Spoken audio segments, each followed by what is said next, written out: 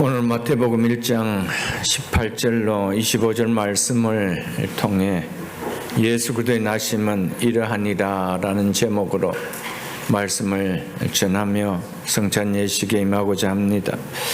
교회 절기로 오늘부터 예수 그리스도의 오심을 기다리는 대림절이 시작되는 주일입니다.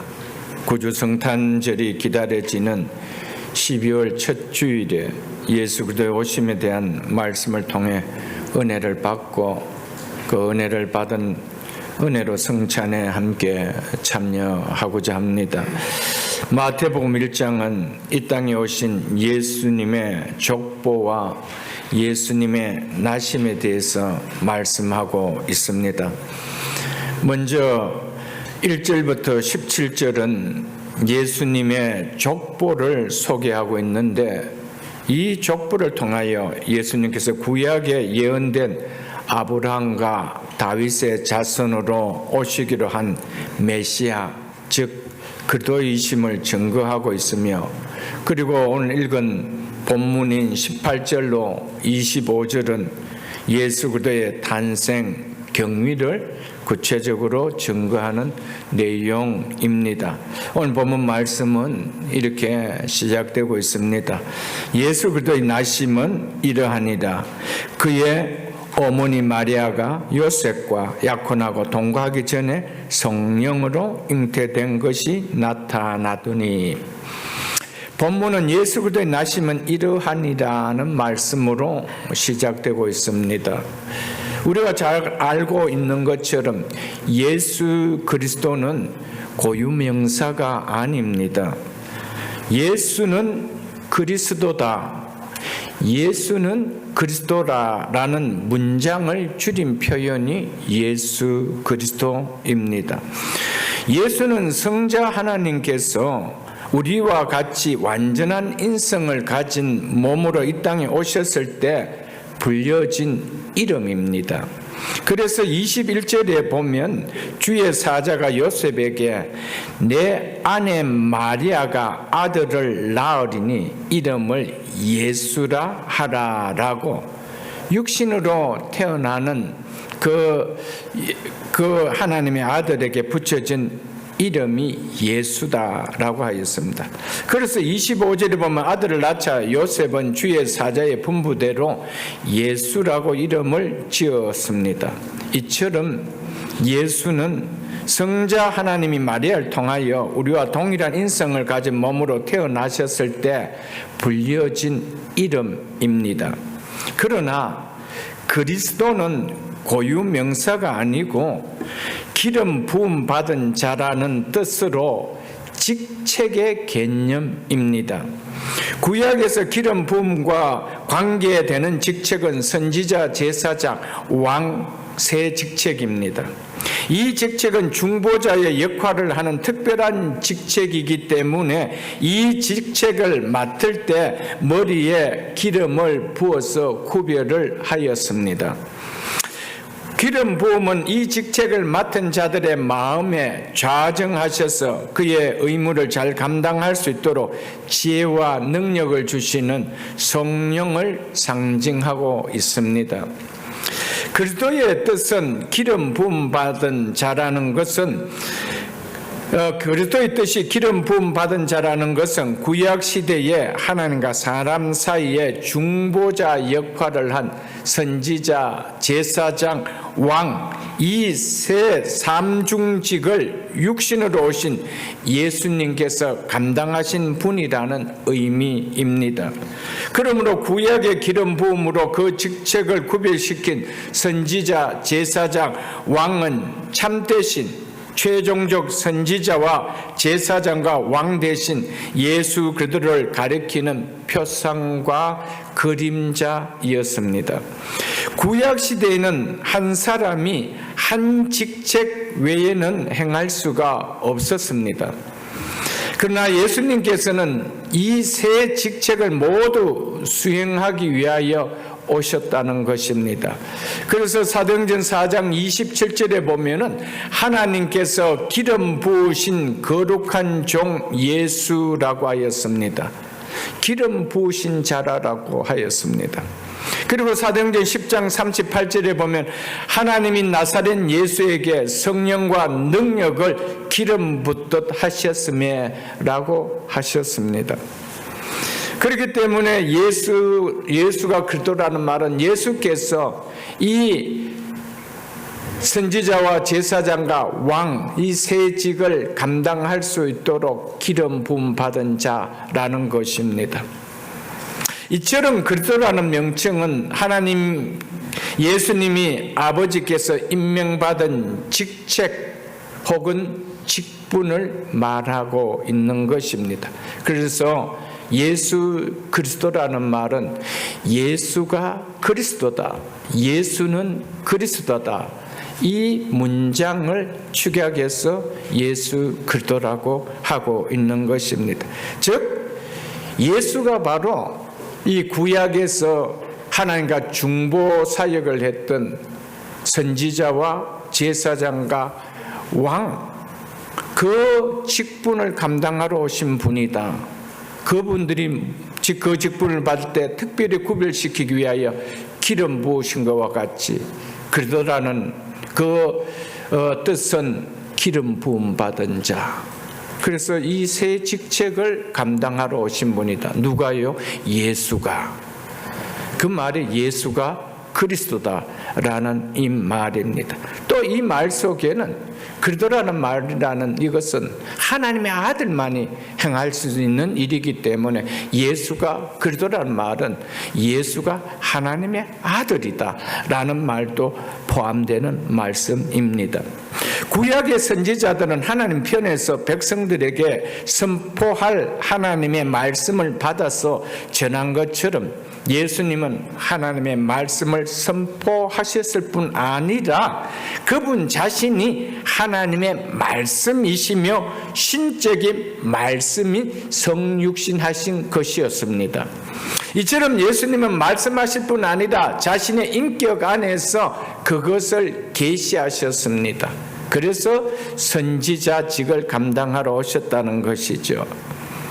구약의 선지자들이 자기 자신들에 관하여서 예언한 것은 하나도 없습니다. 오직 오실 그리스도에 관하여 예언을 하였습니다. 예언의 주된 내용은 그리스도였습니다. 그러나 예수님께서는 선지자로서 예언하실 때 구약의 예언했던 그 자기 자신을 예언했습니다. 자기 자신에 관하여 말씀을 하셨던 것이었습니다. 예수님은 죄인인 우리가 소망을 가질 수 있도록 이 땅에 오셔서 하나님의 온전하신 뜻인 구원의 소식을 사람들에게 알려주신 참되시고 최종적 선지자의 직무를 감당하셨습니다. 그리고 구약의 제사장들이 사람의 편에서 사람을 대표하여 짐승의 희생 제물을 갖고 하나님께 가까이 나간 것처럼 예수님은 희생 제물을 갖고 하나님께 나아가는 제사장 직무를 감당하시기 위하여 이 땅에 오셨습니다.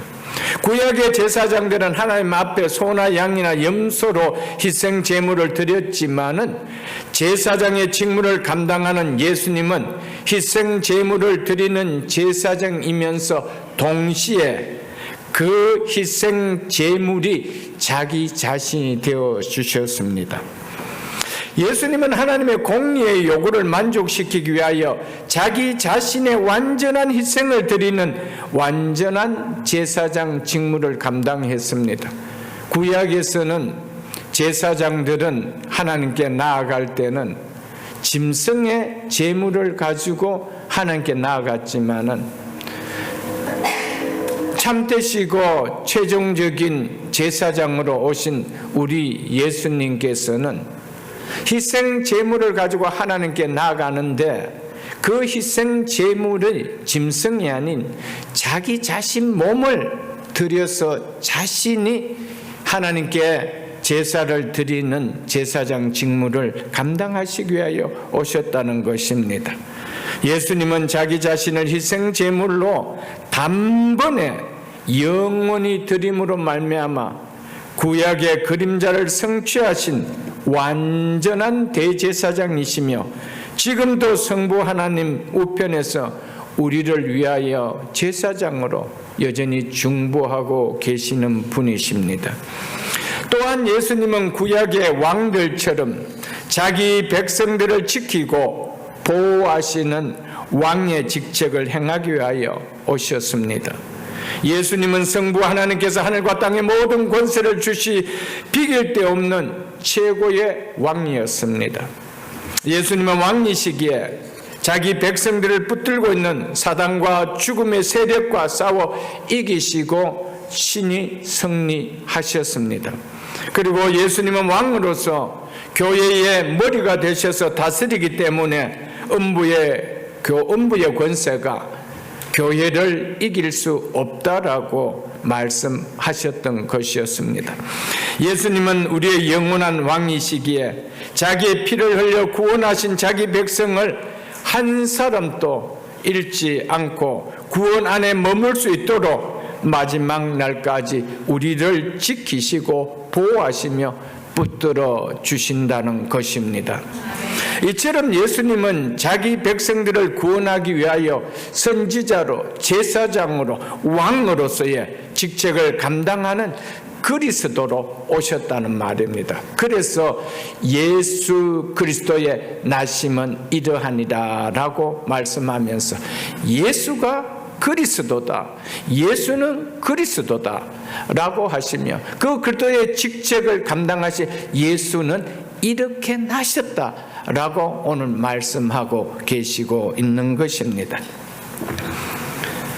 그러므로 예수 그리스도는, 즉 예수는 그리스도라는 말은 우리와 같은 완전한 인간으로 오신 예수가 바로 구약에서 보여주고 있는 선지자, 제사장, 왕, 이 세 직분을 완전하게 감당하는 실체로 이 땅에 오셨다라는 것을 말씀해 주고 있습니다. 그래서 오늘 본문 앞인 1장 16절 중반절에 보면은 마리아에게서 그리스도라 칭하는 예수가 나시니라 라고 말씀하셨습니다. 그리스도라 칭하는 그리스도의 직무를 감당할 예수가 나셨다. 누구에게서? 마리아에게서 나셨다. 이렇게 성경은 말씀하고 있습니다. 그러므로 우리가 예수 그리스도를 믿는다는 나는 이 믿음의 의미는 예수님이 우리를 진리로 인도하실 선지자이며 우리 모든 죄와 직책의 문제를 해결하실 제사장이며 우리를 온전히 다스리는 왕이심을 고백하며 믿는 믿음을 말씀합니다.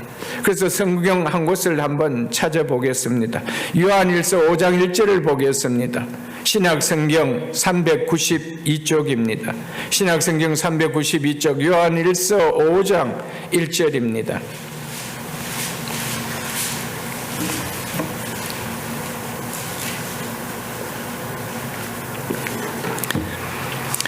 요한일서 5장 1절입니다.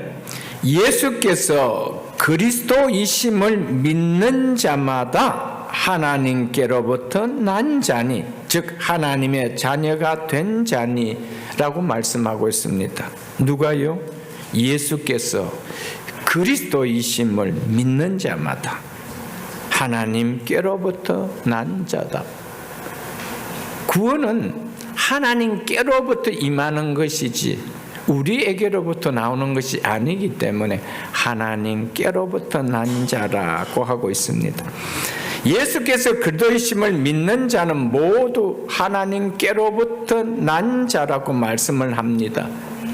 누가 하나님께로부터 난 자라고 말씀합니까? 예수께서 그리스도이심을 믿는 자라고 성경은 분명하게 말씀하고 있지요. 예수께서 그리스도이심을 믿지 않고는 성령으로 거듭나는 일은 일어날 수가 없음을 말씀해 주고 있는 것입니다. 그러므로 성령으로 거듭난 구원받은 자라면 예수님이 그리스도로 받아지지 않음이 있을 수가 없다라는 것이죠. 성령으로 거듭나 구원받은 자라면은 한 사람도 예외 없이 모두 다 예수가 그리스도이심을, 예수가 그리스도이심이 믿어진다는 것이죠. 예수님께서 우리를 진리로 인도하시는 선지자이며 모든 죄와 죄책의 문제를 해결하시는 제사장님이 아멘이 믿어질 수가 없고, 그분이 우리를 끝까지 붙들어 주시고 인도하여 주시고 보호하여 주시는 우리의 왕되심이 안 믿어질 수가 없다라는 겁니다. 그것이 바로 예수가 그리스도이심을 믿는 자라는 그 말씀이죠. 거듭남으로 말미암은 첫 번째 열매가 무엇이라고 말씀하고 있죠? 예수께서 그리스도이심이 믿어지는 믿음이다. 그래서 예수께서 그리스도이심을 믿는 이 믿음이 성령으로 거듭난 자에게 나타나는 첫 열매라는 것입니다. 거듭남의 첫 번째 표현은 바로 내가 예수가 그리스도이심을 믿습니다. 예수가 그리스도이심을 내가 믿는다는 이 고백이죠. 이 믿는다는 것이 바로 거듭났다라는 증거를 우리에게 보여주고 있습니다. 그러나 성령으로 거듭나지 아니하면은 예수가 그리스도이심이 믿어지지 않습니다. 하나님의 아들이신 것이 믿어지지 아니하고요. 그분이만이 우리를 진리로 인도하시는 분, 그분만이 우리를 구원으로 인도하시는 선지자인 것이 믿어지지가 않습니다. 그리고 우리의 죄와 우리의 죄책을 그분이 친히 단번에 다 감당하신 제사장으로 오셨음이 믿어지지가 않습니다. 내가 착하게 살아야 구원을 받지, 내가 선하게 살아야 구원을 받지, 내가 무슨 공로를 쌓아야 구원을 받지, 그 예수를 믿는다고 내가 구원을 받을 수 있느냐, 이런 생각이 들어오지가 않는다는 것이죠. 그리고 그 예수를 믿은 그분은 나의 왕이시기에 끝까지 나를 지키시고 보호해 주신다는 이 구원의 확신이 오지를 않는다는 것입니다. 그래서 성령으로 거듭난 자에게 나타나는 그 열매가 뭐냐? 예수가 그리스도임이 믿어지는 믿음, 이것이 나타난다는 사실입니다. 예수께서 그리스도이심을 믿는 믿음이 아니고는 예수 그리스도의 영원한 생명이 누려지는 그리스도인은 될 수 있는 길은 결코 없습니다. 교회의 모든 믿음은 주 예수 그리스도께 초점을 맞춰져 있지요. 다른 것에 초점 맞춰져 있는 것은 아무것도 없습니다. 이것과 분리되는 것은 어떤 것도 우리를 그리스도인이 되게 해줄 수 있는 것은 없습니다. 내가 교회를 열심히 다녔기 때문에, 교회 봉사를 많이 했기 때문에 그리스도인이 되는 것이 아니고, 우리의 믿음의 초점은 예수 그리스도입니다. 아멘. 이분을 믿는 믿음이 아니고는 결코 그리스도인이 될 수 있는 길은 없다라는 것을 우리에게 말씀해 주고 있습니다. 예수 그리스도를 믿는 믿음 안에서, 그 믿음을 통해서만 우리가 그분의 영원한 생명을 누릴 수 있는 것입니다. 우리가 구원에 이를 수 있는 것이죠. 그래서 예수께서 그리스도이심을 믿는다는 것은 그분을 떠나서는 우리는 결코 구원을 받을 수 없다라는 고백입니다. 그분을 떠나서 내가 어떻게 구원을 받을 수 있느냐는 거예요. 그 말이 바로 예수께서 그리스도이심을 내가 믿는다는 고백이라는 것이죠. 그들에게 주시는 하나님의 복이 뭐라는 겁니까? 하나님께로부터 난 자라, 하나님으로부터 난 하나님의 자녀가 되었다라고 말씀해 주고 있는 놀라운 선포라는 것입니다. 예수께서 그리스도이심을 믿는다는 것은 또 한편으로 예수님이 하나님의 아들이라는 이 사실을 우리가 또한 믿는 것입니다. 왜냐하면 하나님의 아들이 아니고는 우리의 진정한 우리를 진리로 인도하시며 우리의 모든 죄와 죄책을 감당해 주실 수 있는 분이 없으며 또 끝까지 우리의 이 땅의 삶에서 천국까지 인도해 주실 수 있도록 붙들어 주시고 지켜 주시는 분은 없기 때문에 그렇습니다. 그래서 사도 요한은 예수께서 하나님의 아들 그리스도이심을 믿는 자마다 이렇게 했습니다. 예수께서 하나님의 아들 그리스도이심이라고 고백했습니다. 그리스도는 하나님의 아들이라는 다른 표현이기도 한다는 것입니다. 예수님이 영원하신 하나님의 아들로서 우리와 동일한 육신을 입으신 분이라는 사실을 믿는 것이 예수께서 그리스도이심을 믿는다는 것이죠. 하나님의 아들이 인간의 몸을 입고 완전한 인간으로 오셨다. 그 사실을 믿는 것, 그것이 또한 예수가 그리스도이심을 믿는다는 것이죠.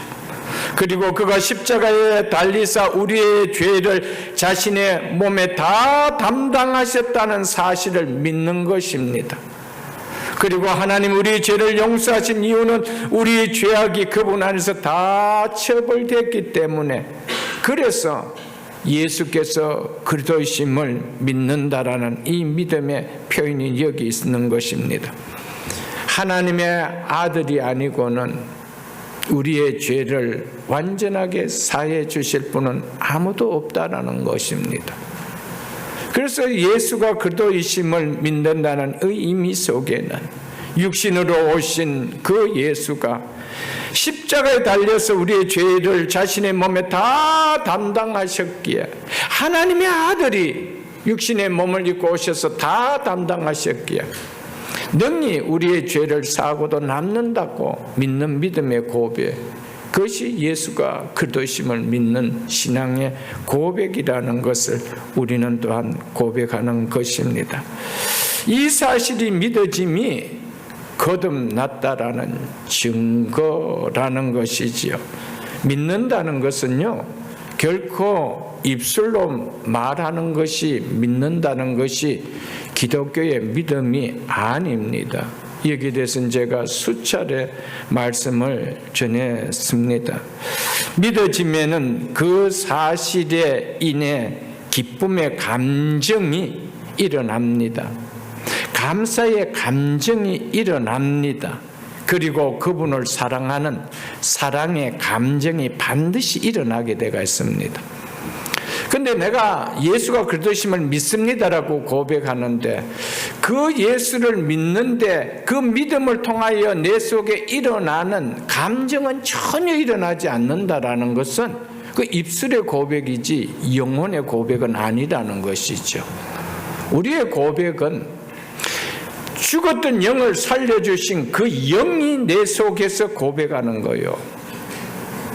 그런데 내가 예수가 그리스도이심을 믿는다는 것이죠.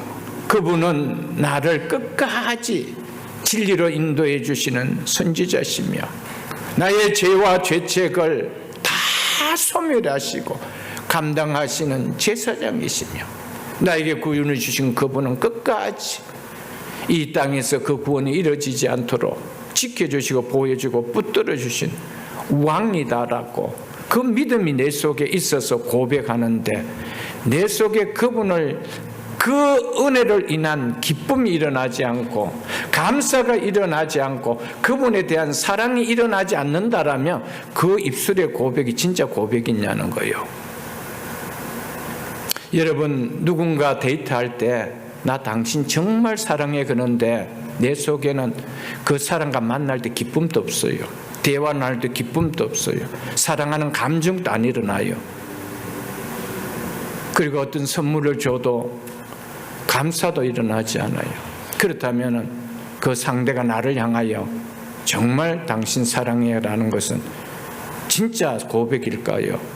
뭔가를 바라고 그냥 한 고백일까요, 여러분?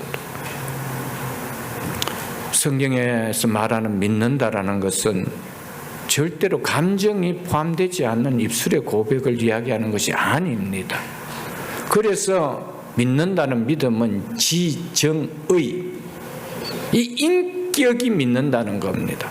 그래서 마지막에 우리의 삶이 그 믿음을 믿는다는 고백을 표현하는 삶을 나타내게 되어 있습니다. 그래서 그 예수님을 따르고 그 예수님을 쫓는 믿음의 표현을 나타나게 되죠. 그것이 믿는다는 것입니다. 사랑하는 성도 여러분, 우리가 금년 한 해도 또 돌아보십시오. 우리는 수없이 내가 예수를 믿는다라고 고백했을 것입니다. 나는 예수를 믿기에 나는 성도요 그리스도인이라고 여러분들이 말씀했을 것입니다. 그런데 그분을 믿음으로 인한 기쁨이 있나요? 그분을 믿음으로 인해서 그분에 대한 감사가 있나요? 그분을 사랑하는 사랑의 표현이 일어나느냐요? 여러분, 예수님께서 우리에게 뭐라고 말씀하셨습니까? 사람이 거듭나지 않으면 하나님 나라를 볼 수 없다라고 했습니다. 하나님 나라에 또한 들어갈 수도 없다라고 했습니다. 우리 인생에서 하나님 나라에 들어갈 수 없는 그것보다 불행한 인생이 있을까요? 그런데 우리가 예수를 믿는데 우리를 영원한 하나님의 나라로 값없이 인도해 주시는 그분에 대한 사랑이 일어나지 않고 그분에 대한 감사가 일어나지 않고 그 소식에 대한 기쁨이 일어나지 않는데도 나 예수 믿어요, 나 예수 믿어요. 여러분, 그렇게 쉽게 표현이 되어지는 문제는 아닐 줄 압니다. 여러분들, 기독교가 말하는, 성경이 말하는 믿음이 무엇인지 우리는 한번 내 자신을 잔잔하게 돌아볼 수 있는 신앙의 고백이 될 수가 있어야 됩니다. 그런 믿음의 고백이 아닌데 세례를 받았기에 라고 해서 수십 번의 성찬 예식을 한던 이 예식을 통하여 내게 어떤 감동이 있겠어요? 어떤 내 속에 그분을 향한 따뜻한 사랑이 일어날 수가 있겠으며 감사의 표현이 일어날 수가 있겠어요? 그냥 물리적인 떡이고 물리적인 음료수밖에 아니죠. 여러분들, 그 장과 그 떡을 먹고 마실 때 일어나는 그 기쁨, 그 감사, 그분에 대한 사랑, 이것이 없는 그냥 나 예수 믿어요, 이거는 아닌 줄 압니다. 우리의 신앙 속에서 우리의 믿음을 오늘 말씀을 통하여 또 한번 점검해 보며 우리의 믿음이 참 믿음이 될 수 있는 신앙이 될 수 있기를 주의 이름으로 축복합니다. 예수 그리스도의 나심에 대해 18절 그 하반절에 보면은 그의 어머니 마리아가 요셉과 약혼하고 동거하기 전에 성령으로 잉태된 것이 나타났더니라고 하지요. 옛날 유대인들은 결혼식을 올리기 보통 1년 전에 먼저 약혼을 행합니다.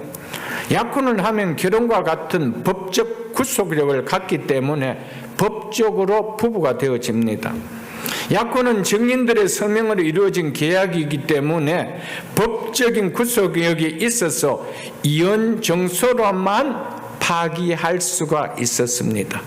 법적으로 부부이기 때문에 약혼한 상태에서 남편이 죽을 경우 여자는 아직 결혼은 안 했지만은 과부가 되어지는 것입니다. 그래서 마리아와 요셉은 약혼만 한 사이임에도 19절에 보면은 그의 남편 요셉이라고 하였습니다. 또 20절 중반절에도 보면은 네 아내 마리아라고 하며 아내라고 불렀습니다. 따라서 마리아가 요셉과 동침하지 않았지만 이로써 이미 예수님은 법적으로 다윗의 혈통을 획득해졌다는 것을 말씀해 주고 있습니다. 이런 것을 보면 하나님의 섭리가 얼마나 놀랍다라는 것을 알 수가 있죠. 어떻게 하나님께서 이렇게 역사해 가실 수가 있을까? 하나님께서 이렇게 요셉과 약혼 기간 중에 있는 마리아로 하여금 성령으로 잉태하게 하신 것은 메시아가 다윗의 자손으로 오실 것이라는 선지자를 통해 하신 예언을 성취하기 위해서였습니다. 그런데 마리아는 다윗의 후손이 아닙니다. 그 약혼한 남편인 요셉이 다윗의 후손이었습니다. 그런데 약혼만 해도 그 당시에는 법적으로 부부가 되기 때문에 그 예수는 법적으로 누구의 혈통입니까? 요셉의 혈통입니다. 다윗의 혈통이라는 것이죠. 그래서 약혼만 해서 아직 결혼을 하지 않기 때문에 그 사이에는 만일에 어떤 부정한 일이 생기면은 율법으로 돌에 맞아 죽을 수가 있었습니다.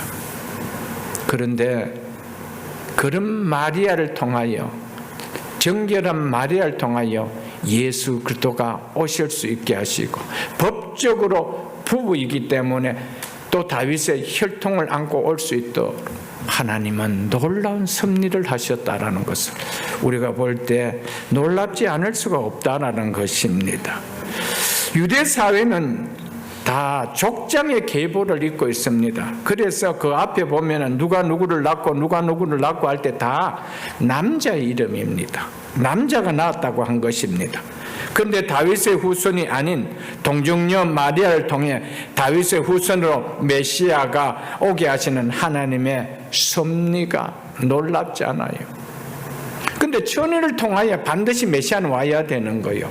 그런데 천을 통해 오게 되면 마리아는 다윗의 후손이 아닌데, 설령 천을 통하여 메시아가 왔다 하더라도 다윗의 후손이 아니기 때문에 메시아가 될 수가 없는 거예요. 그럼 반드시 다윗의 후손을 통해 와야 되죠. 그럼 어떻게 됩니까? 남편이 다윗의 후손이라 해야 되는 거예요.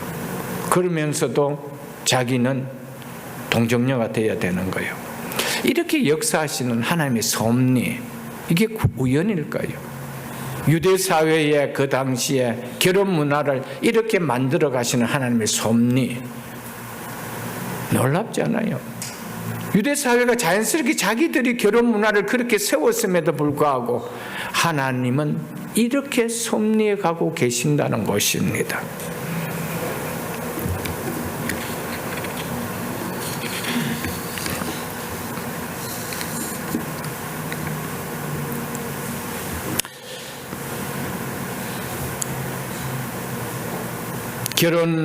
정식적으로 이제 결혼하기 전에 약혼만으로는, 만일에 약혼 기간 중에 여자가 임신을 하게 되면은 부정한 여자로 취급되어 율법에 따라 파혼을 당하거나 돌에 맞아 죽습니다.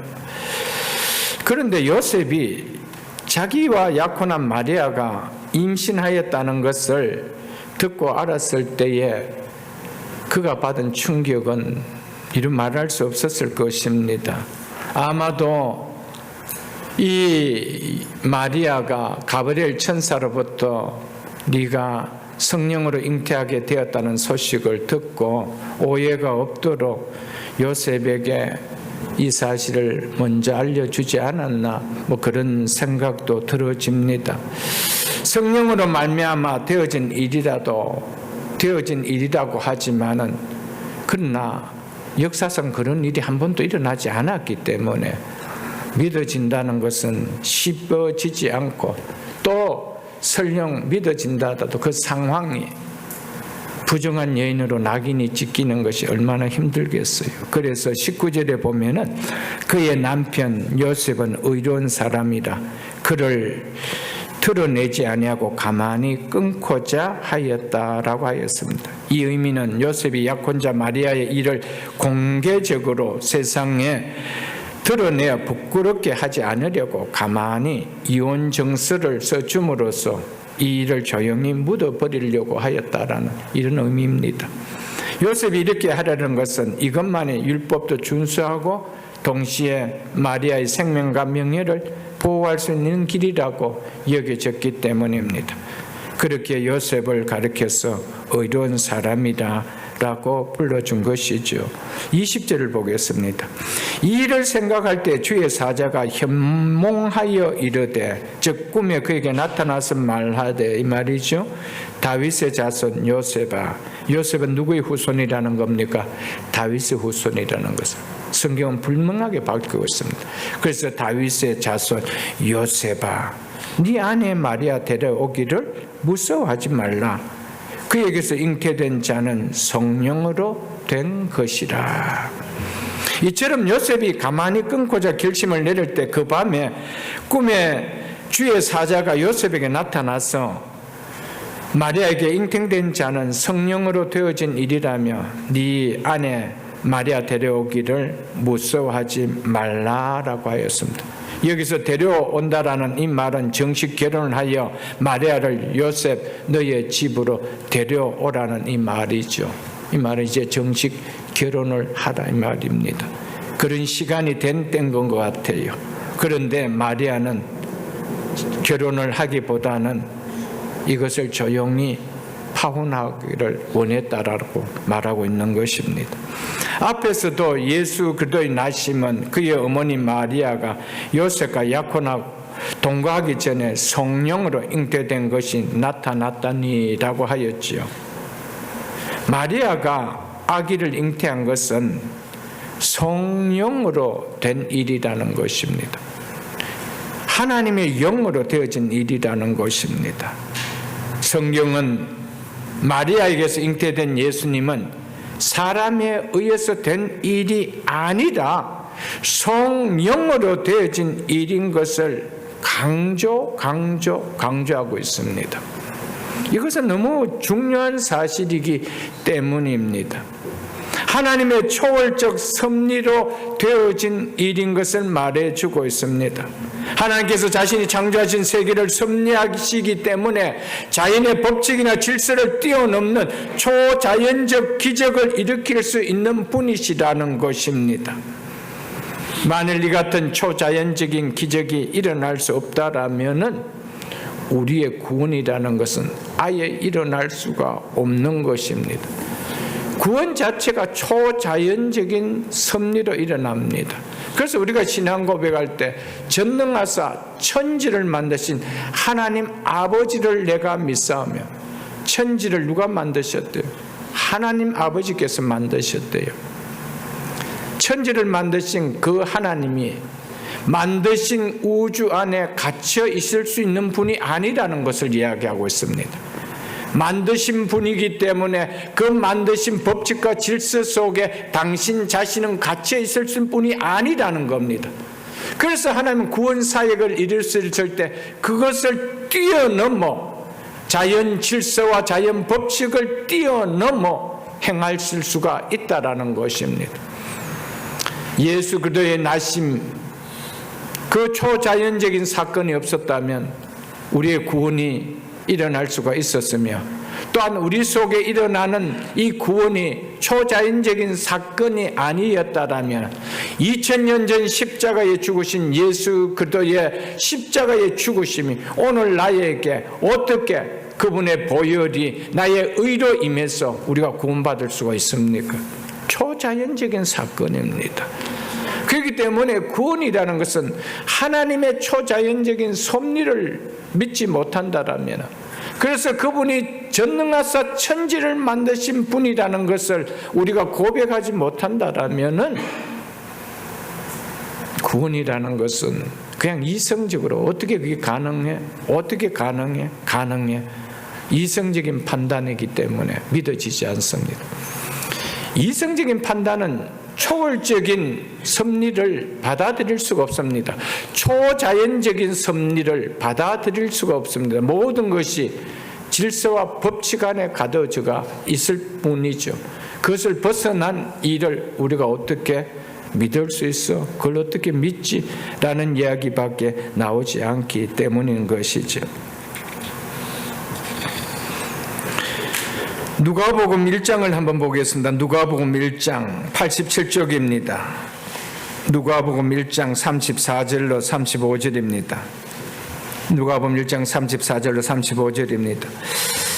마리아가 천사에게 말하되 나는 남자를 알지 못하니 어찌 이런 일이 있으리요? 내가 어떻게 아이를 잉태할 수 있으리요? 이 말이죠. 35절에 천사가 대답하여 이르되 성령이 네게 임하시고 지극히 높으신 이의 능력이 너를 덮으시리니. 성령과 지극히 높은 이신의 능력은 생명을 부여하시는 하나님의 창조의 능력을 나타내는 동일한 표현입니다. 하나님은 생명을 잉태케 하는 그의 창조의 능력으로 마리아의 자궁 속에 생명이 생겨나도록 하심으로 말미암아 예수 그리스도를 동정녀의 몸에서 나게 하신 것이었습니다. 그것을 지금 이야기하고 있는 것이 천사가 대답하여 이르되 성령이 네게 임하시고 지극히 높으신 이의 능력이 너를 덮으시리니 이러므로 나실 바 거룩한 이는 하나님의 아들이다. 하나님의 아들이다. 사람으로 태어나지만 그분은 하나님의 아들이다. 곧 그리스도다. 이렇게 말씀하고 있다 이 말입니다. 다시 본문으로 돌아가겠습니다. 본문에 돌아가면은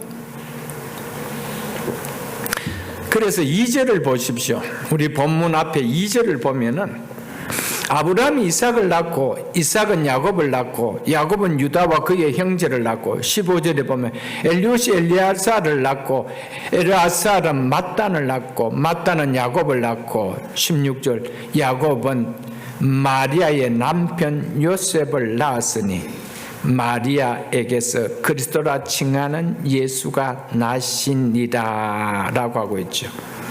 유대인의 계보는 앞에서 말씀드렸던 것처럼 족장의 계보이기 때문에 요셉이 그리스도라 칭하는 예수를 낳고 해야 문장이 맞습니다. 그런데 다 족장들이 다 누가 누구를 낳고 누가 누구를 낳고 라고 했는데 마지막에 와서는 야곱은 마리아의 남편 요셉을 낳았고 요셉이 그리스도라 칭하는 예수를 낳고 이래야 되는데 마리아에게서 그리스도라 칭하는 예수가 났으니라라고 성경은 이렇게 기록하고 있습니다. 마태가 성경을 기록했지만 마태의 마음을 움직이신 분 누구십니까? 하나님의 영감이죠. 성령이시죠. 그래서 하나님 성경을 하나님 말씀이라고 하는데 어떻게 이 문장이 와서는 이렇게 쓸 수 있을까? 계속 낳고 하는 이 낳고는 이 헬라어로서는 에겐네센이라는 능동태로 쓰고 있습니다. 능동태로 다 부부 관계에서 낳았다 이 말이 있죠. 그런데 예수의 나심에 대해서는 나신이다라는 에겐네덴이라는 수동형을 쓰고 있습니다. 수동형을 쓰고 있습니다. 어떻게 마태가 이렇게 능동형을 쓰고다 마지막에 수동형을 쓰고 있을까요? 자기 자신에 의해서 나아진 것이 아니고 신적인 능력에 의해서 나아짐을 당했다는 것이죠. 이렇게 쓰고 있는 것입니다. 그 예수의 나심은 앞에서의 이야기와 일반적인 자연 질서의 법칙에서 나온 것은 완전히 다른 나아심이었다. 이것을 이야기해 주고 있는 것이죠. 그래서 성경은 이 나심을 누구에 의해서 낳았대요? 성령에 의해서 잉태된 것이다. 신적 방법으로 탄생하였다라는 것을 말해주고 있는 것이죠. 그렇기 때문에 예수님은 인간이 낳은 것이 아니라 인간은 단지 출생의 도구 역할을 했을 뿐인 것을 이야기하고 누가 잉태게 했다는 것입니까? 성령이 잉태게 하셨다. 이것을 강조하고 있는 것이죠. 예수님은 우리와 같은 육신을 입으시고 나셨으나 육신적 이유 때문에 탄생한 것이 아니다는 것입니다. 이것이 예수님이 인간으로 오신 성육신의 신비입니다. 우리가 이 사실을 믿지 못하면은 우리는 예수를 믿는다는 말은 다 허황된 바른 믿음이 아닙니다. 우리 예수 그리스도의 믿음은 어디에서 출발하느냐? 성령으로 잉태되었다는 이 사실에서 출발되어져야 된다는 것이죠. 그래야만이 그분이 행하신 십자가에서 행하신 그 십자가에서 행하신 사역의 효력이 나에게 임할 수가 있는 것이지, 성령으로 잉태된 것이 믿어지지 않는 예수가 태어났다라면은 그분의 십자가의 사역의 효력은 우리에게 어떤 것도 미칠 수 없는, 그분의 죄로 인하여 죽을 수밖에 없는, 자기의 죄로 죽었던 것이죠. 죄가 없으신 분이 우리의 죄를 안고 죽을 수 있는 분이 아니라는 것을 우리에게 말해주고 있습니다. 마태복음 1장 1절로 17절까지는 다윗의 후손으로 오신 족보의 이야기를 하고 있는데, 이것은 예수님의 인성을 강조하기 위해서 이렇게 누구를 통하여 이렇게 왔다는 것이죠. 그 시작이 뭡니까? 아브라함과 다윗의 자손의 세계라, 이것을 이야기해 주기 위함이시죠. 그런데 오늘 본문인 18절로 25절은 예수님의 신성을 강조하고 있습니다. 그리스도를 강조하고 있습니다. 예수는 인성을 강조하지만 그리스도는 신성을 강조하고 있습니다. 그래서 우리가 예수 그리스도를 믿사오니라고 하고 있죠. 예수님의 인성과 예수님의 신성, 그도의 사역은 인성으로 오신 그분이지만 신성을 가지신 분이기 때문에 죄가 없으신 분이라는 겁니다. 그것을 우리에게 말씀해 주고 있죠, 여러분. 예수 그리스도께서 이 땅에 오시면 죄로 말미암아 생명의 근원 되신 하나님과 단절됨으로써 영원히 멸망에 처할 수밖에 없는 죄인을 구원하시기 위하여 오셨습니다. 죄로 단절된 인간과 하나님 사이를 중보할 수 있기 위해서는 반드시 두 가지 조건이 필요합니다. 하나는 하나님이 지니신 신성이어야 하며, 또 하나는 인간이 지닌 인성이 있어야 한다는 겁니다. 그래야만이 하나님과 인간과 하나님 사이를 뭐 할 수 있기 때문에요? 중보할 수 있기 때문입니다. 그래서 반드시 신성을 가지셔야 되고, 또한 반드시 인성을 가져야 한다라는 것입니다. 인성을 지녔다 해도 인간의 본질적 속성인 죄로부터 오염이 없는 무엄한 존재라야 된다는 것입니다. 그래서 하나님께서는 독생자 그리스도를 요셉의 약혼자인 마리아를 통하여 나도록 하시면 다윗의 후손으로서의 법통과 인성을 아울러 지닌 존재가 되게 하신가 동시에 동정녀인 마리아로 하여금 성령으로 잉태케 하심으로 그리스도를 아담으로부터 오는 모든 인류에게 전가된 인간의 원죄하는 완전하게 무관한 거룩한 신성을 지닌 존재로 태어나게 하시기 위하여 그렇게 하셨던 것이었습니다. 만일 요셉의 DNA를 안고 태어났다라면 요셉은 누구의 DNA를 안고 있습니까? 아담의 원죄 DNA를 안고 있기 때문에 그 예수도 똑같은 원죄 DNA를 안고 있기 때문에 그 죄로 당신 자신이 죽어야 되는 거예요. 당신 자신의 죄로 죽어야 될 그가 우리의 모든 인류의 죄를 안고 죽어질 수가 있습니까? 그 길이 없는 거예요. 그러면 어떻게 되죠? 인간으로 오시되 아담의 원죄와는 무관한, 그래서 모든 인류에게 아담의 죄가 전가된 것, 그 죄와는 무관한 죄가 없으신 사람으로 오셔야 되는 거예요. 그러니까 아담으로 흘러내려오는 그 DNA를 받으면 안 돼요. 그래서 어떻게 잉태하게 하셨대요? 정자와 난자를 통하여 태어나게 하시는 것이 아니고 마리아의 자궁만 빌려서 성령으로 잉태하게 하셨다는 겁니다. 아멘. 이게 구원하시는 놀라운 진리라는 것이죠. 이것은 하나님께서 완전하신 지혜로 더 이상 수정할 것이 없는 완전한 지혜로 우리를 구원하신 구원의 방법이라는 것을 우리에게 말씀해 주고 있는 것입니다. 그렇기 때문에 하나님께서 이런 인성과 신성을 동시에 지닌 예수 그리스도로 하여금 인간의 죄를 여러 번이 아닙니다. 단 한 번에 대속의 제물이 되게 하셔서 우리를 위한 구원을 성취를 이루어 놓게 하셨던 것이었습니다.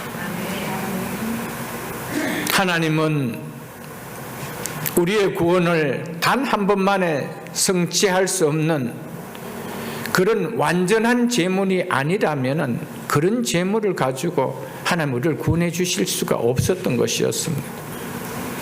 그래서 단 한 번만에 우리의 모든 죄를 다 사할 수 있는 완전한 제물이 될 수 있는 그 방법을 하나님이 택하신 것이죠. 그것이 누구라는 겁니까? 내 아들을 이 땅에 인간으로 보내서 우리의 죄를 지게 하는 것이다. 이것이 하나님께서 우리를 구원을 이루는 구원의 계획이었습니다. 그 계획하신 구원의 계획을 독생자 예수 그리스도는 이 땅에 성취하러 오셨습니다. 그 성취하신 그 모든 일들이 우리 속에 혈육이 임하도록 하신 분은 누구십니까? 성령 하나님이 하셨다는 것이죠.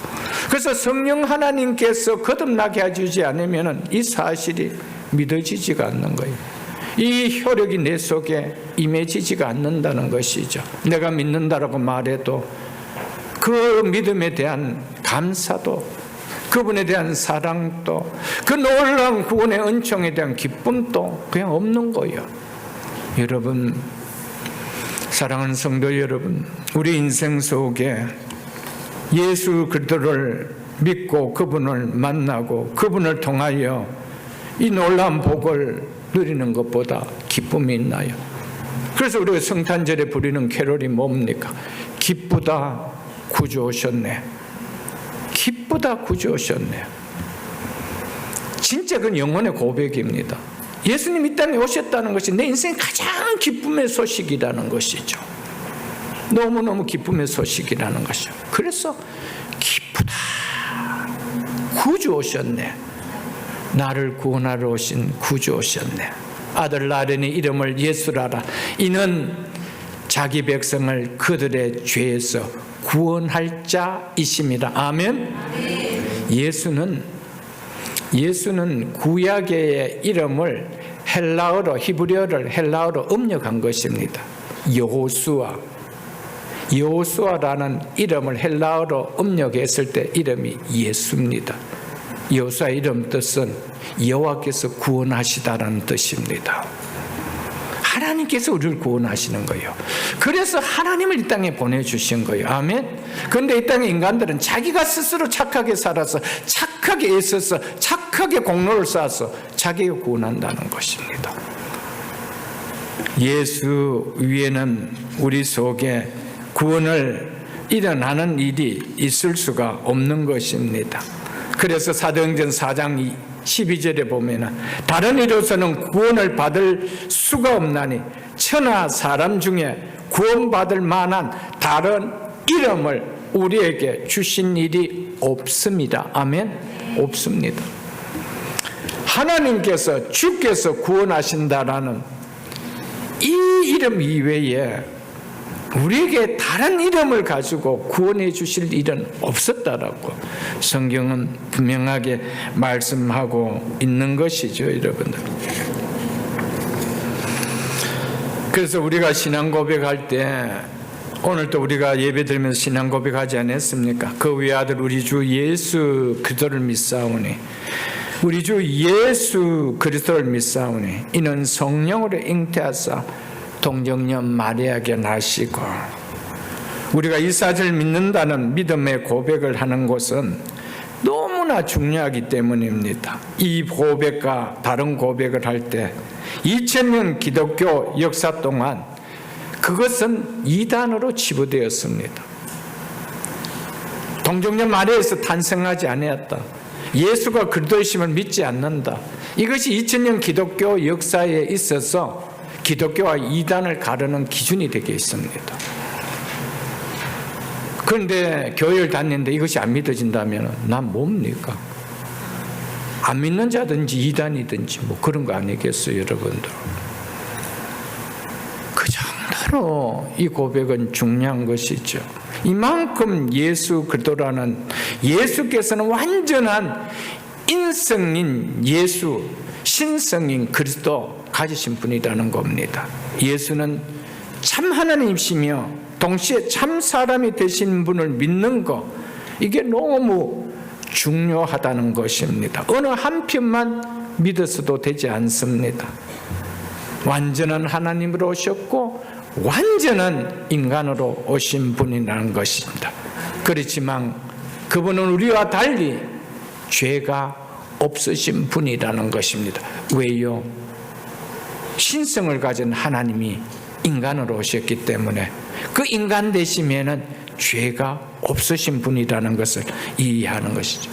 그래서 우리가 예수가 그리스도심을 믿는다는 것은요, 그분이 십자가에서 행하신 일은 죄가 없으신 하나님으로서 인간이 돼서 행하신 것이기 때문에 내 죄를 사하고도 남는다는 이 사실을 내가 뭐하죠? 받아들이고 믿는다는 겁니다. 그렇기 때문에 예수가 그리스도심을 믿는다는 이 고백은 우리의 믿음에 있어서 가장 중요한 고백이요, 가장 베이직한 것입니다. 우리의 믿음에 예수 그리스도심을 초점을 피하는 믿음이 어디서 나올 수가 있으며 이 초점을 피해서 어떤 구원이 우리에게서 나올 수가 있겠어요, 여러분들? 이 사실을 우리에게 말씀해 주고 있는 것이죠, 여러분들.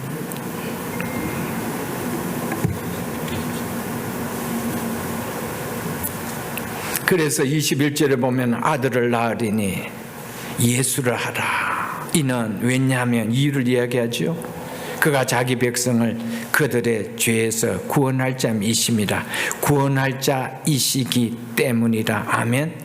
그분이 자기 백성을 그들의 죄에서 구원할 자이시기 때문에 그 이름 자체가 우리에게 뭐죠? 구원의 약속을 주시는 거예요. 구원의 약속을 우리에게 딱 주시는 거예요. 그래서 내가 예수를 믿는다는 것은 뭡니까? 이분 나의 구원자다. 이걸 믿는다는 것이죠. 뭘 믿는다는 겁니까? 예수를 믿는다는 것이 뭘 믿는다는 겁니까? 그런데 예수를 믿는데 이 다음에 구원과 나는 관계가 없어. 그 이야기는 뭡니까? 예수를 안 믿었다는 말이거든요. 예수를 믿되 본질적인 예수를 안 믿었다는 것이죠. 자기의 필요한 예수를 믿었을 뿐이라는 것을 우리에게 말해 주고 있는 것이죠, 여러분. 디모데전서 1장 15절 한번 보겠습니다. 신약성경 338쪽입니다. 신약성경 338쪽 디모데전서 1장 15절입니다.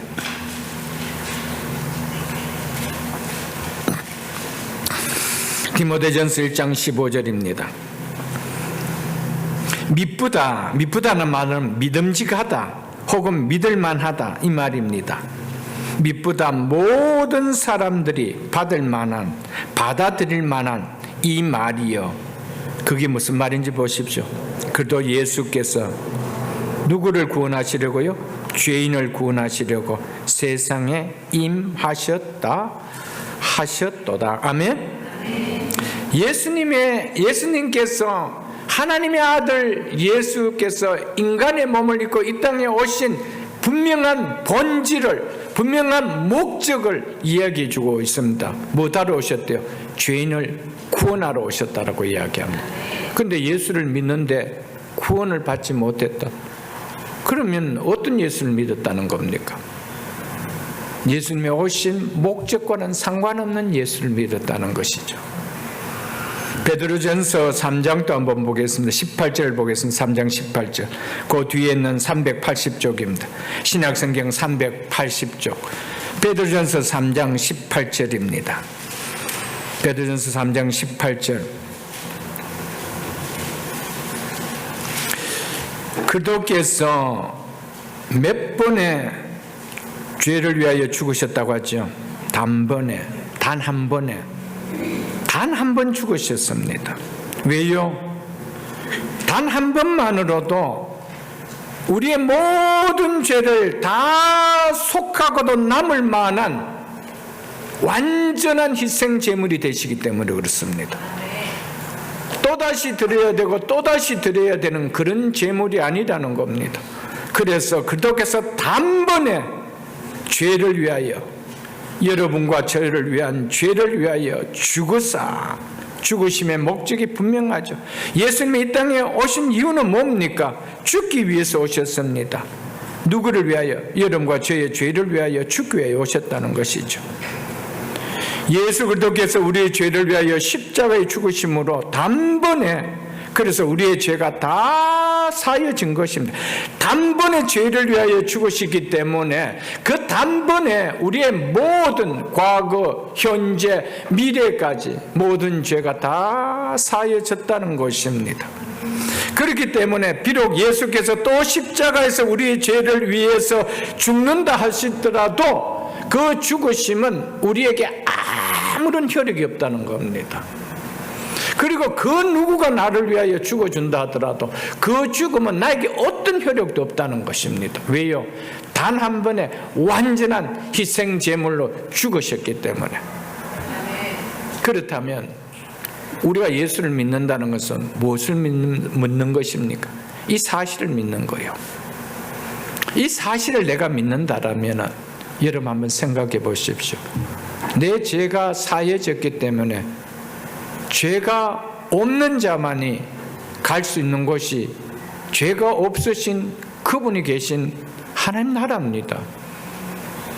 그런데 우리의 모든 죄를 하나님이 십자가에서 단번에 완전한 희생 제물이 되셔서 다 용서해 주셨다고 하는데, 그런 예수를 내가 믿는다고 하는데 내가 죽으면 천국 갈 수 있을까?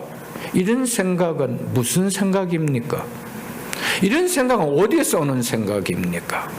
이런 생각이 어떻게 예수를 믿는데 나올 수 있는 생각이라는 겁니까?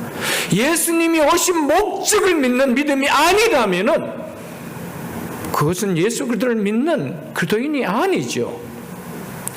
그리스도인만이 그 예수 그리스도 안에 연합되었기 때문에, 그분 안에 있기 때문에, 그분의 생명 안에 있기 때문에 그분의 나라로 가서 영원히 사는 거예요.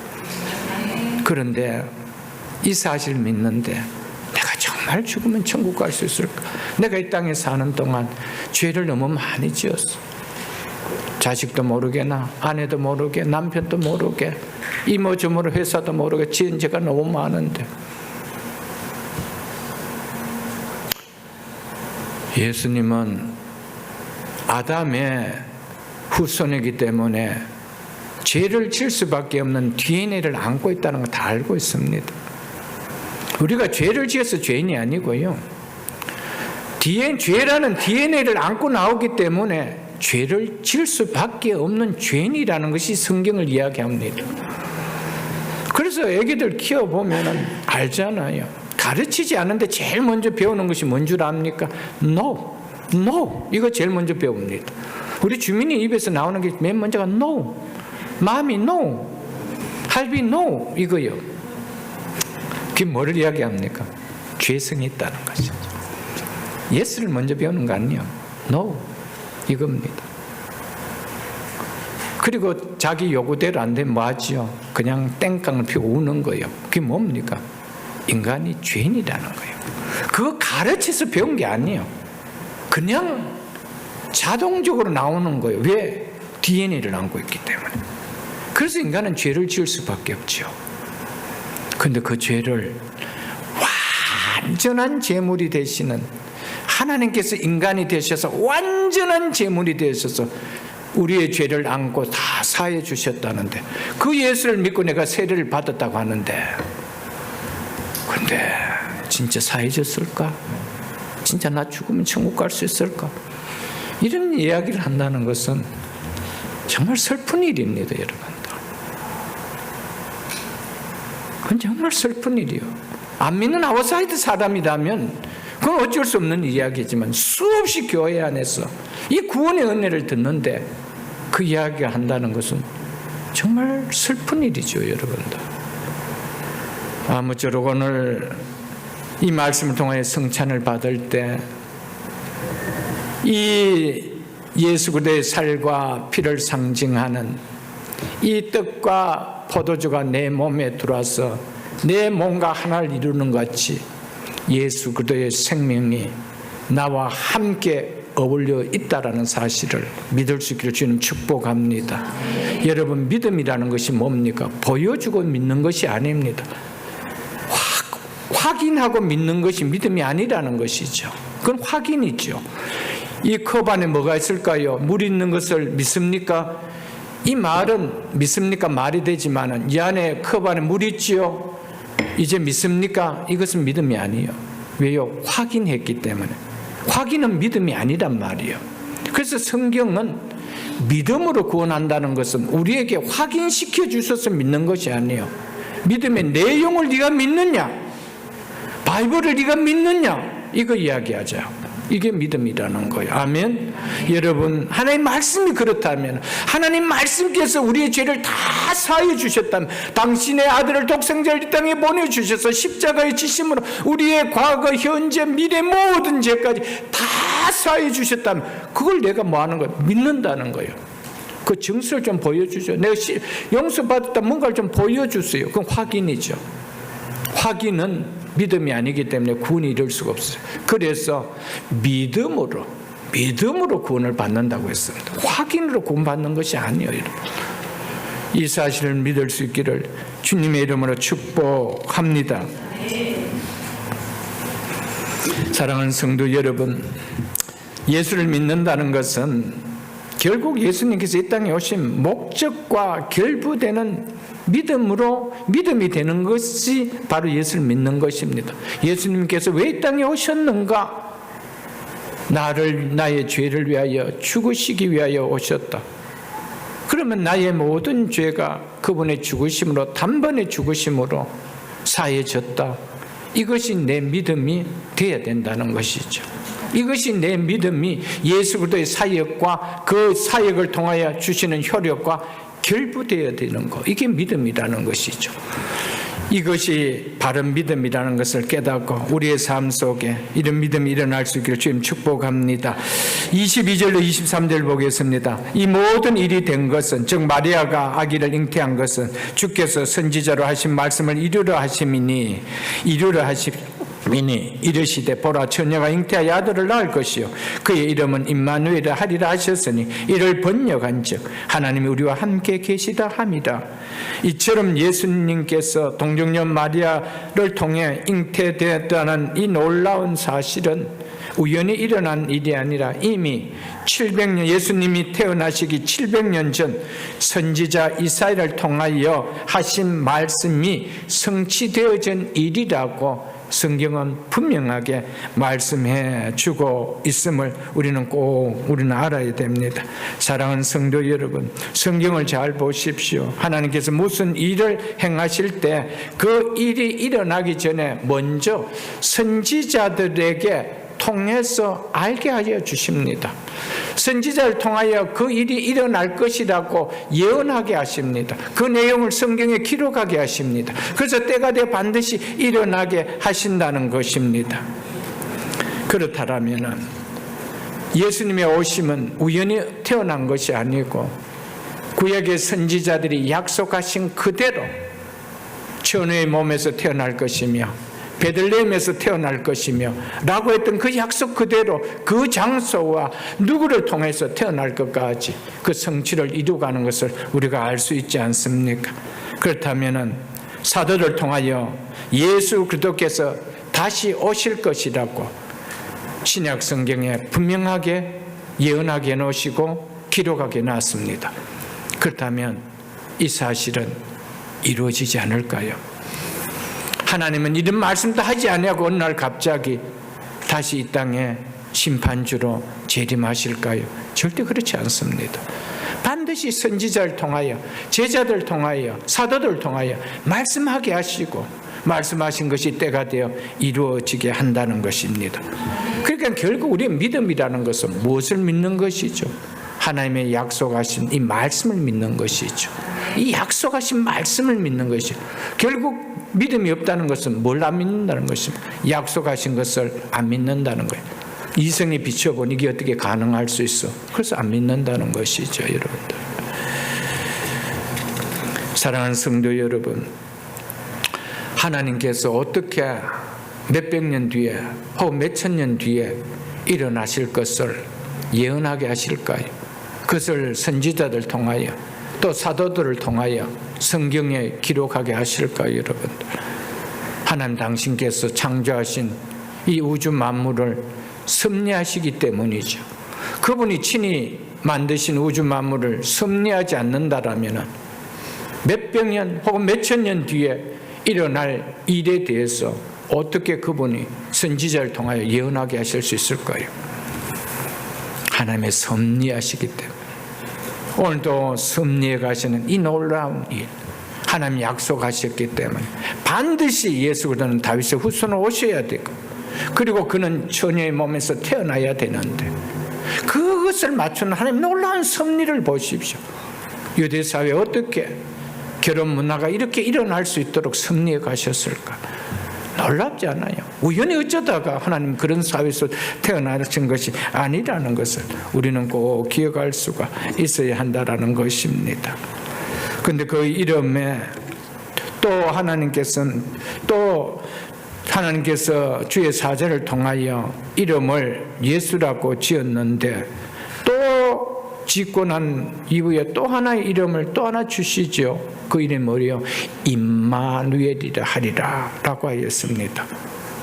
예수의 이름 뜻은 주께서 구원하시다는 뜻이지만 임마누엘의 뜻은 뭡니까? 하나님 우리와 함께 계시다는 뜻이죠. 그런데 한 아이가 태어났는데 두 이름을 지어준다, 참 특이하죠. 미국 사회 같이, 이민 사회 같이 있을 때는 우리 조국의 이름도 지어주고 또 미국의 또 이름도 지어주고 이건 가능하지만, 여러분 한 땅에서 사는데 두 가지 이름을 갖고 있는 사람들은 없습니다. 여러분 대한민국 사실 때 이름을 두 가지 가진 적이 있습니까? 없습니다. 근데 아기를 낳는데 예수라 하고 또 다시 임마누엘이라 하라. 그렇다면 이 예수와 임마누엘은 뗄래야 뗄 수 없는 관계에 있다는 것을 우리에게 보여주기 위함임을 말해주고 있습니다. 죄로 말미암아 영원히 죽을 수밖에 없는 우리 인생에게 하나님이 찾아오셔서 우리와 함께 하심으로 일어나는 사건이 바로 구원이라는 사건입니다. 주께서 구원하신다, 여호와께서 구원하신다. 그 예수라는 이름이시요. 구원이 어떻게 일어나는가? 하나님이 함께 하심으로 일어나는 거, 그게 구원이라는 거예요. 아멘. 그렇게 구원받은 우리 속에 누가 계신다는 겁니까? 하나님이 함께 계시는 거예요. 하나님의 생명이 있다는 거예요. 그게 구원이라는 것입니다. 그것을 이야기해 주시기에 예수라 이름을 짓고 또 하나님이 우리와 함께 계시다라는 임마누엘이라 그렇게 이름을 짓게 해 주셨다는 것을 우리에게 말씀해 주고 있는 것입니다. 사랑하는 성도 여러분, 죄는 뭡니까? 하나님과 함께 할 수 없게 만드는 거, 이게 죄입니다. 그래, 하나님과 함께 할 수 없는, 하나님 멀리 떠나는 거, 그게 죄지요. 구원은 뭡니까? 하나님과 멀리 떠나는 이 죄의 문제를 해결해 주시고 하나님과 함께 하는 거, 이게 구원의 사건입니다. 이걸 누굴 통하 하신다는 거예요? 예수 그리스도를 통하여. 아멘. 이걸 오늘 우리에게 이야기해 주시며, 그래서 예수 그리스도를 믿을 때 그분이 우리와 함께 하시는 임마누엘 사건이 일어나요. 구원의 사건이 일어난단 말이에요. 그래서 우리가 천국에 가는 것이 아니고 그분이 함께 하시기 때문에 그분의 나라를 가는 거예요. 아멘. 이것이 구원에 일어난 겁니다. 마지막으로 24절로 25절 보고 마치고 성찬 예식을 하겠습니다. 요셉이 잠에서 깨어 일어나 주의 사자의 분부대로 행하여 그의 아내를 데려왔으나 아들을 낳기까지 동침하지 아니하였더니 낳음에 이름을 예수라 하니라. 아멘. 요셉은 꿈에서 주의 사자의 말을 듣고 깨어나자마자 일어나 주의 사자의 분부대로 아내를 데려옵니다. 이제 집으로 데려오는 정식 결혼을 하죠. 그뿐만 아니라 아기를 낳았을 때 이름을 예수라라고 지어줬다라는 것입니다. 말씀에 순종하여 두려워하지 않고 마리아를 자기 집으로 데려오지 않되 주저하지 않은 요셉, 하나님 나라는 어떤 사람을 통하여 세워지고 있는지 이것을 이 말씀 통하여 보여주고 있습니다. 하나님은 말씀을 순종하는 자들 통하여 오늘도 당신의 나라를 세워가고 있다는 것을 우리에게 보여주고 있습니다. 자기에게 돌아올 결과를 요셉은 절대로 결코 계산하지 않았습니다. 그냥 순종했습니다. 예수님은 그렇기 때문에 예수님은 구약의 예언대로 유다의 후손으로, 다윗의 후손으로 오실 수 있었고, 또한 우리가 예수님을 다윗의 자손이라 부를 수 있었던 것은 요셉의 순종이었습니다. 하나님의 나라가 아름답게 서가는 것, 새벽이슬 공동체가 하나님 보시기에 아름답게 세워가는 것은 우리 한 사람 한 사람의 순종으로 일어납니다. 여러분의 가정이 하나님의 축복 가운데 아름답게 세워져 가는 것은 전적으로 말씀의 순종 가운데 일어난다는 것을 여러분 잊지 마십시오. 그렇기 때문에 요셉을 놀라운 축복의 자리로 하나님 세워주심을 우리가 보지 않습니까? 말씀을 맺겠습니다. 예수 그리스도의 나심은 이러하니라. 이 말씀을 통하여 예수 그리스도의 나심이 신비한 하나님의 방법으로 나게 하심, 이것이 우리의 구원이라는 것입니다. 구원은 신비한 방법으로 일어납니다. 여러분과 제가 사망에서 생명으로 옮겨지고 어둠의 빛의 나라로 옮겨지는 것, 이것은 신비한 사건입니다. 이것이 자연 질서와 자연 이 법칙 속에서 일어나는 사건이 아니죠. 예수 그리스도께서 마리아를 통하여 잉태하게 하신 이 신비한 사건, 또한 우리 속에 예수 그리스도가 함께 하시는 이 신비한 구원의 사건, 이거는 초자연적인 신비의 사건입니다. 내가 어떤 자라는 겁니까? 이런 신비한 은혜를 통하여 구원받은 놀라운 존재인 것을 깨닫고 우리 남은 인생 속에 이렇게 해주신 하나님의 사랑에 감사하며 그 하나님의 사랑을 표현하며 살아갈 수 있는 대림절 첫 주일에 우리가 누리는 복이 될 수 있기를 주님 축복합니다.